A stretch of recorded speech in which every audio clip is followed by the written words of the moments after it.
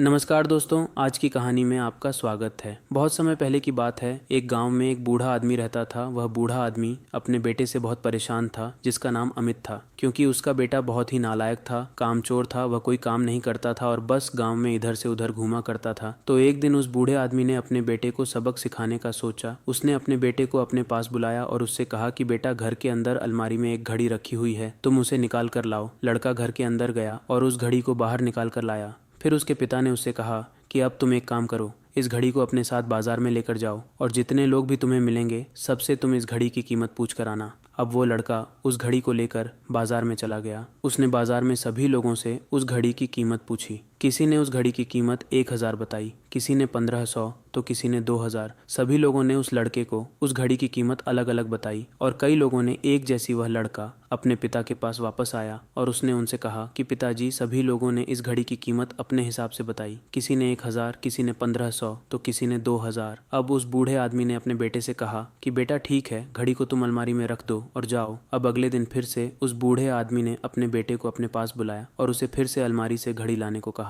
लड़का फिर जाता है और अलमारी से घड़ी निकाल कर लाता है और अब उस बूढ़े आदमी ने अपने बेटे से कहा कि बेटा जाओ और आज तुम इस घड़ी के अंदर जो समय चल रहा है उसकी कीमत पूछ कर आओ। लड़के को समझ नहीं आ रहा था कि उसके पिताजी उससे क्या करवाना चाह रहे हैं। वह दुखी मन से फिर से घड़ी को लेकर बाजार में चला जाता है और सभी लोगों से उस घड़ी के अंदर जो समय चल रहा था उसकी कीमत पूछता है। लोगों को लगता है कि इस लड़के की मानसिक स्थिति ठीक नहीं है। कल यह घड़ी की कीमत पूछने आया था और आज समय की बहुत से लोगों ने उसे भगा दिया और कुछ लोग उस पर हंसने लगे। अब लड़का परेशान हो जाए और सोचता है कि यह मेरे साथ क्या हो रहा है। तभी वह आखिरी बार एक बूढ़े आदमी की दुकान पर जाता है। वह बूढ़ा आदमी बहुत व्यस्त था। वह लड़के का सवाल सुनते ही समझ गया कि लड़का उससे क्या पूछना चाह रहा है। उस बूढ़े आदमी ने अपना कुछ समय निकालकर लड़के से कहा, बेटा, यह जो समय है ना, जिसकी तुम कीमत पूछ रहे हो, इसकी कोई कीमत नहीं लगा सकता है। तुम करोड़ों रुपए देकर भी अपनी जिंदगी का एक सेकंड वापस नहीं ला सकते हो। इसीलिए इस टाइम का सही उपयोग करो। टाइम की एक अच्छी बात है और एक बुरी बात है। बुरी बात यह है कि टाइम गुजर जाता है और अच्छी बात यह है कि तुम उसे किन चीज़ों में गुजारते हो ये तुम्हारे हाथ में होता है।